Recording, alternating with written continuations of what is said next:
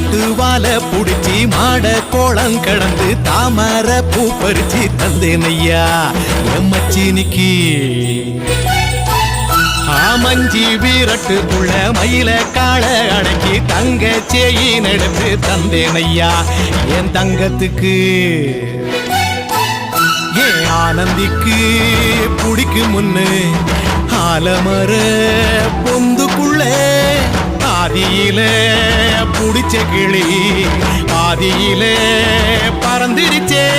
ஏன் பச்சை கிளி அது பறந்த பின்னே நான் ஒத்த